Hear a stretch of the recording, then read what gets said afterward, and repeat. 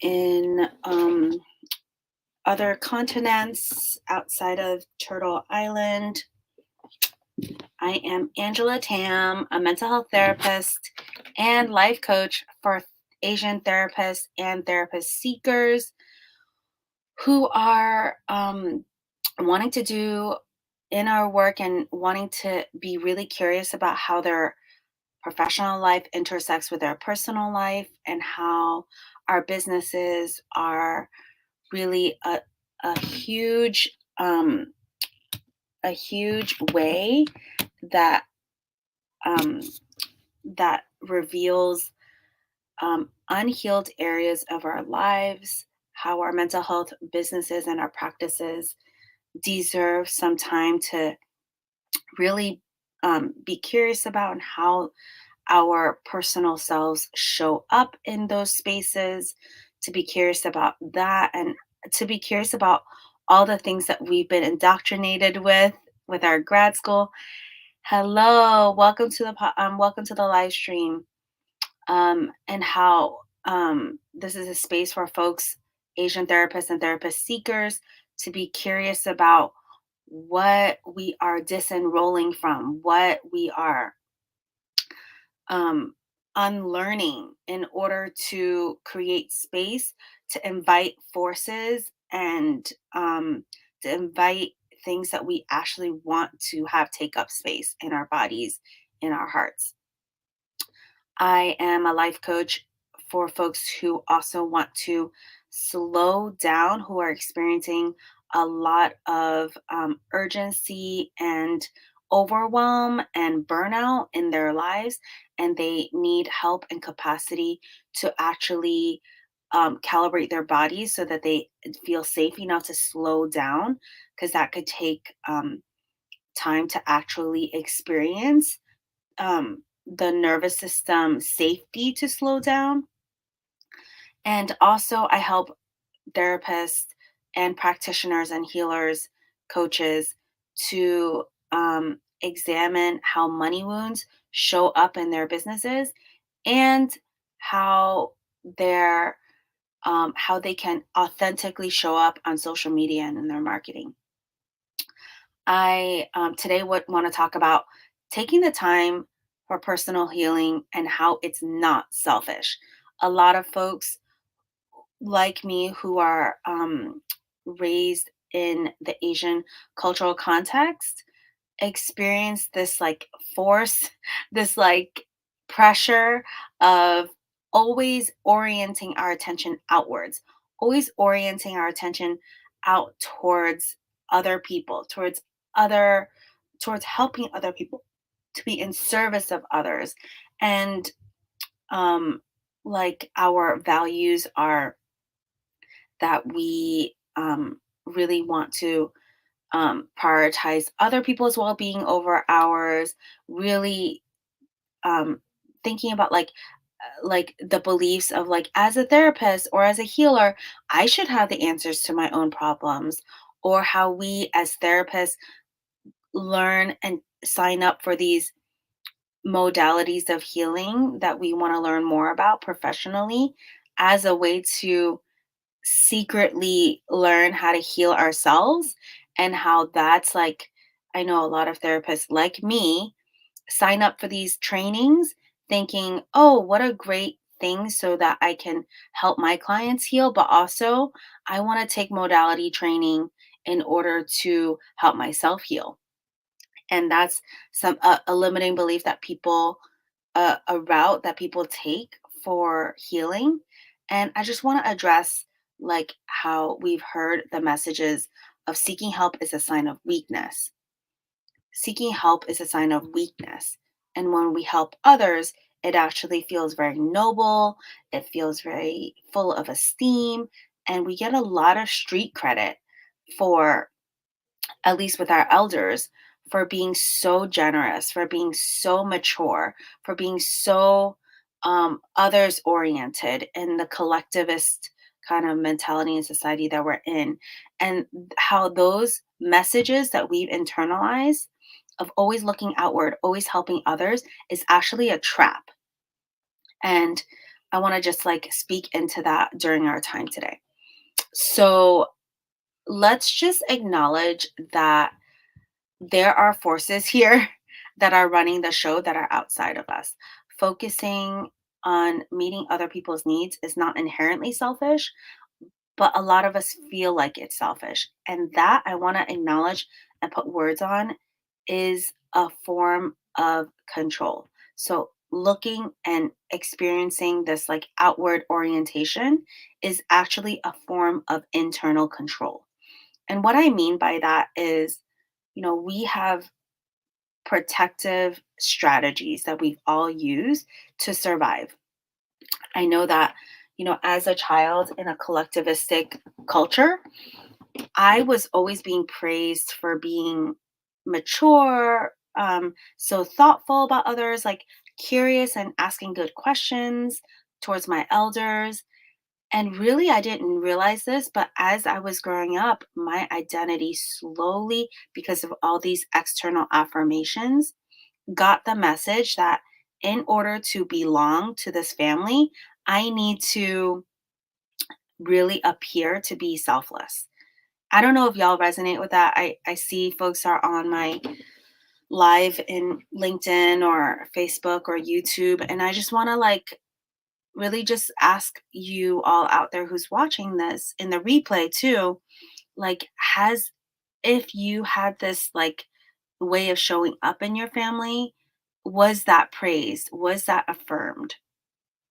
And as we learn through our conditioning that these things are affirmed in us, we then become more and more likely to continue to act this way.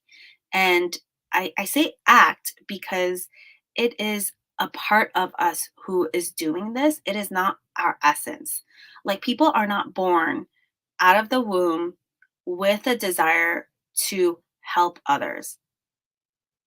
I know there's some altruism at play in our very evolved humanity, but when I think of kids, like I was helping and coaching my parents and like being very selfless as a kid. That kids are not supposed to be that selfless. Kids are I have kids upstairs. My kids are 9, 6 and 1. Kids my kids are very sweet, very kind, and also they could be assholes. And I say that in the most loving way. I say that in the most like respectful way because that's exactly what they're supposed to be.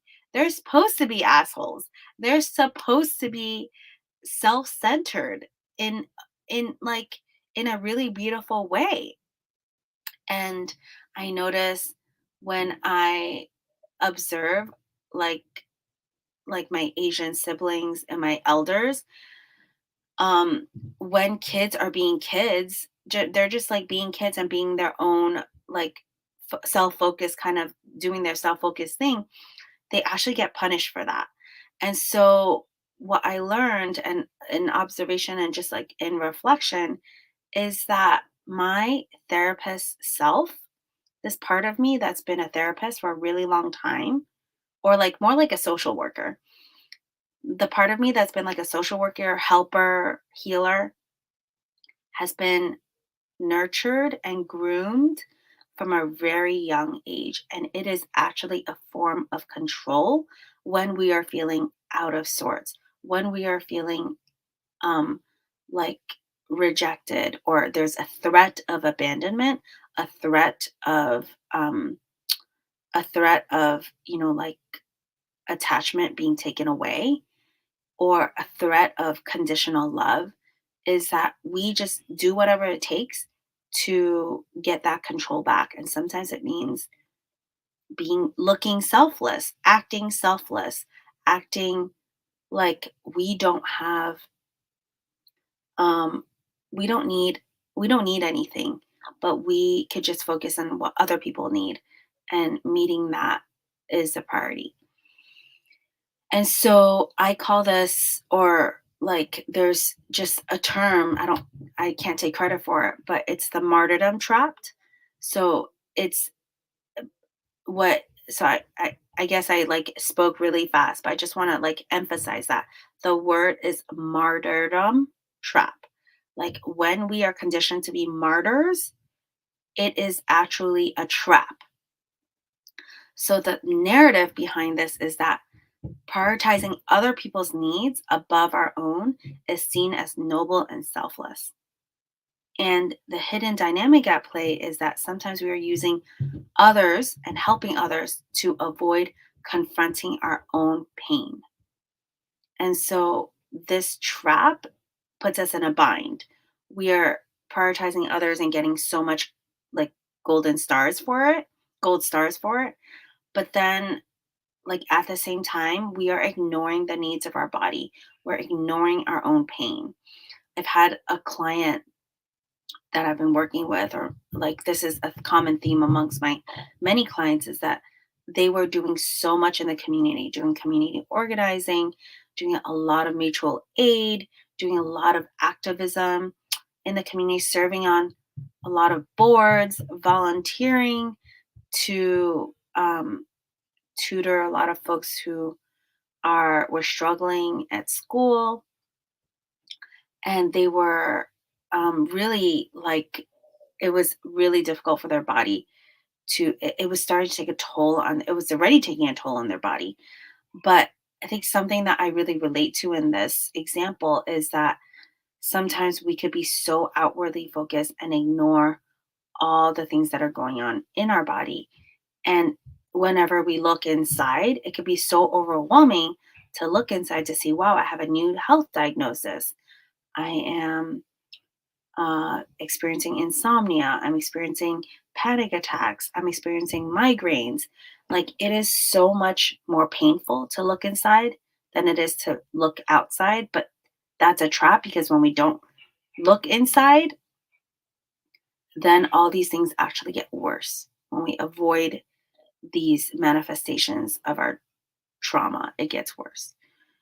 So, understanding this control dynamic is really important because there's like a lot of us Asian folks, Asian therapists, Asian healers, and helpers, we have an excessive focus on meeting other people's needs, micromanaging, like even in the most innocent ways, and not setting boundaries. And whenever we feel out of control, it we like revert to what we do best, which is controlling external factors, focusing our clients' progress in order to like regain a sense of stability.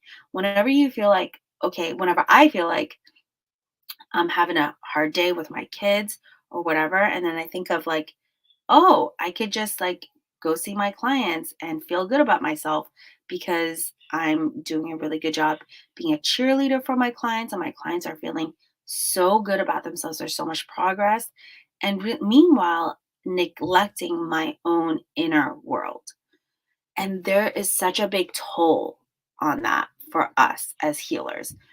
For me, I know my like body was telling me like, no, this is not okay. Like I struggle myself with like early stage Hashimoto's, and my thyroid really taking a toll on really taking a hit.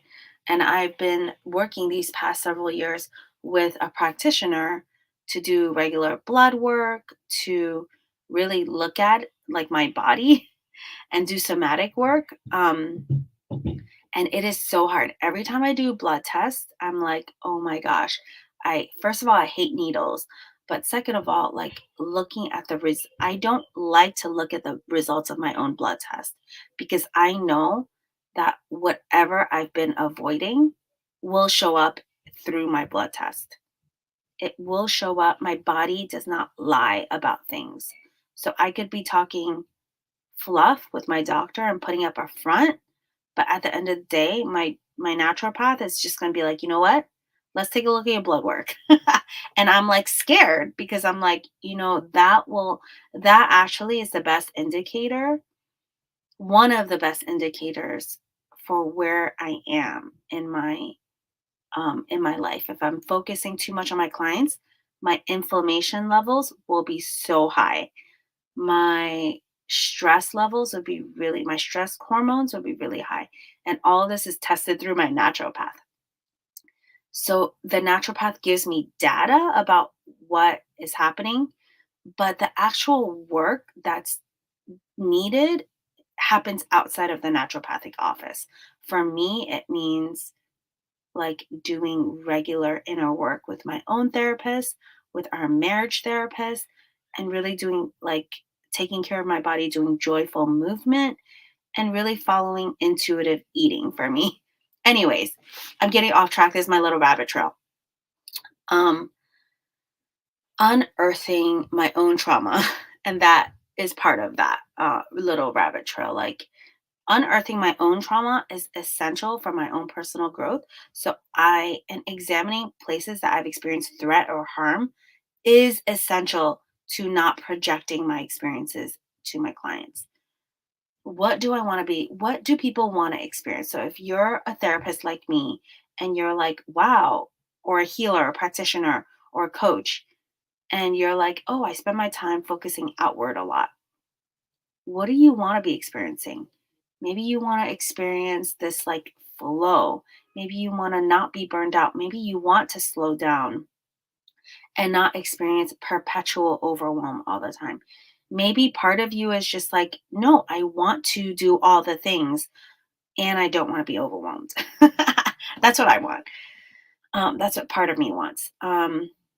How can you have your cake and eat it too? What do you like, healers? Maybe a lot of us want a full practice with full paying clients without having to work that many hours a week. Um, Maybe some of us want like to really have community with other folks. And the reasons why you're experiencing all these forces that prevent you from doing that is these forces of this institutional mindset of if you want something, you must be selfish. If you want to pursue something, you must be selfish. If you want to pursue something outside of being undercharged, underpaid, if you want cash pay clients, you are so selfish. That's institutional mindset. Taking the time for personal healing and working on yourself, totally selfish. All these things are like institutional mindset of like, if you are not a part of this, under this umbrella of being controlled by the institution of therapy, of the institution medical model of healing. And if you don't do it in this way, you are selfish. If you deviate, you are selfish. And I just want to like put words on that because a lot of us have been gaslit, taken out tons of loans in our master's level education, being hundreds of thousands of dollars in debt just to be told that there's a ceiling cap on how much you should charge per client session. And anything outside of that is selfish. These are the burdens that this institutional mindset puts on us. What counterintuitive thing do you need to do in order to address that? So for me, I think it's really important for us to recognize the concept of our parts. So I talk about the therapist part or the healer part, the worker, like the student part, and then the embodied entrepreneur. So I'll go into all three and let you know what I mean by those things. So we all have parts of us that we operate out of. We're really familiar with the therapist helper part of us who are just like outwardly focused, who's really effective at problem solving for our clients, really helpful with like compassionate, empathetic care. But that part of you is so outwardly focused that, and it has no boundaries. That part of you has no boundaries. The therapist part is like whoever wants to come in can come in, with the exception of like really extreme, like acute cases. And that part of you has like no filter about what it will accept. It has such a high threshold for pain and chaos that it's like, you know what? Bring it on. Bring on all the pain, bring on all the chaos, and it gets like high from helping other people. That's the part that I'm talking about that we operate on from the majority of our lives because we've been conditioned to. The second part kind of goes along with the first part is like the student part of us. The student part of us is like, all right, I'm just going to pay a bunch of money to learn these modalities from these white institutions that have misappropriated their wisdom from indigenous and black folks. But that's another story for another live. That's the second part is like the student. The student is like, how do I get an A plus? Okay, give me the formula. I'm going to pay for this training. Give me this formula. I'm going to plug this into my practice and just see what happens and hope for the best. And I'm not only going to do this training, but I'm going to do all the trainings. I'm going to do EMDR. I'm going to do IFS. I'm going to do somatics. I'm going to do brain spotting. I'm going to do polyvagal. I'm going to do it all and hope for the best. I'm going to plug it in. I'm going to be an A plus student. And I look for the gold stars with checking with how effective my formulas work, and this part of you compares yourself to other therapists, other students who are like, you know, doing all the other modalities, and this part of you also believes that if you do more modalities you will also gain an understanding about how to heal yourself. And this part also has no boundaries because it stays up late studying. It does all the studying, it does like all the courses. It signs up for all the things. It actually like drains your bank account. And this part of you can, if it's running rampant, can really take a toll on your burnout too. So the first one takes a toll on your burnout through like vicarious trauma. The second, the student takes a toll on you with overwhelm from all the trainings. And the third part of what I want to talk about is this embodied entrepreneur. And this embodied entrepreneur is a part of us that is severely atrophied because the therapist and the student are running the show. And what I mean by that is the embodied entrepreneur, it really has a vision for your practice as a whole. It sees your practice as a spiritual practice, and it sees your practice and your business as a way to reveal unhealed parts of you. It is curious about what it's like to incorporate your body and listen to your body and to be even equal parts focused inward as it is outwards. There's a balanced, like inward, outward level of focus. And the embodied entrepreneur is mindful of your needs and your clients' needs and how to collaborate mutually so that there's mutually empowered boundaries, there's mutually empowered care, and there is like a anti-perfectionistic like view towards your own. Hi Christina, good to see you.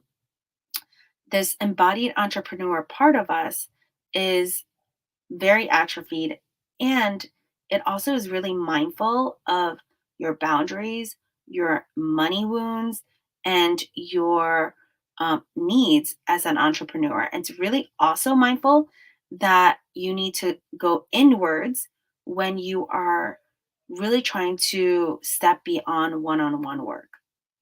So it's mindful of how you can step into out of one-on-one work and into more of like more speaking engagements, passive income with your coursework or group work or leaving insurance panels and taking cash pay clients. It knows it has a vision for you. This part of you has a vision for how to do that. And that requires sometimes being very self focused and really tuning into your unique perspective. Because at the heart of it, embodied entrepreneurs need to focus inward in order to find their unique perspective so they could share what stands them out amongst the crowd. And that embodied entrepreneur is not a part of us that's very nurtured, very focused on. In fact, that part of us actually is very like spoken down spoken down for, towards. And a lot of institutions and even other therapists shame that part of us that really want to step outside the one on one work. It sees self care, communal care as something that is like secondary and not primary. This embodied entrepreneur part sees communal care as self care and self care as communal care. It sees this embodied entrepreneur part of us, sees that when one of us thrives, we all thrive. And it means self focusing sometimes and going inward at times. And so, this embodied entrepreneur part of us is really shamed because it's seen as selfish. When we look inward, it's seen as selfish.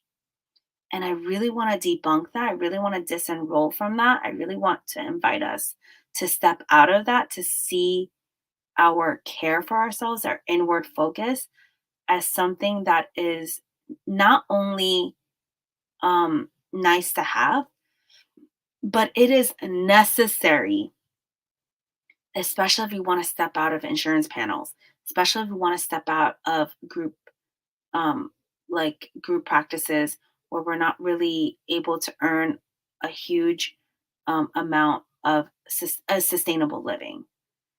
Uh, and if we want to step out of that, it requires you to have your own unique perspective and to be confident and to be authentic in what you're sharing, your unique perspective. So I want to invite you to that. And what steps do you need to take to implement that is to actually befriend the other parts of you that are against the embodied entrepreneur. There will be a lot of parts that are polarized against the entrepreneur part, the embodied entrepreneur. And for us, it means as a group, we would do that together. We would approach those parts that are against the embodied entrepreneur. We'd be curious about them and to be curious about their concerns and listening to their wisdom as well. So, my group coaching practice, which opens enrollment on right now, actually, it is open for enrollment for all folks. I invite, oh no, the connection went down. I invite y'all to apply through the link in the bio, the unburnoutstrategy.com. There's a button on that website that says book a call, discovery call. Press that button, fill out the really short questionnaire, and we'll schedule a time together to see if we're a good fit for each other. And I'm inviting healers. I'm inviting Asian healers, Asian female woman identified healers, and practitioners, coaches of all modalities, not just mental health therapists. I invite y'all to step into this identity in this part and nurturing this part of us that's been atrophied, but will, I think, be the key to unlocking the next step of your career. So, join with me, and I'm actually going live again next week, 3 times, and we'll talk more about this. And I'll talk to you really soon. Take care.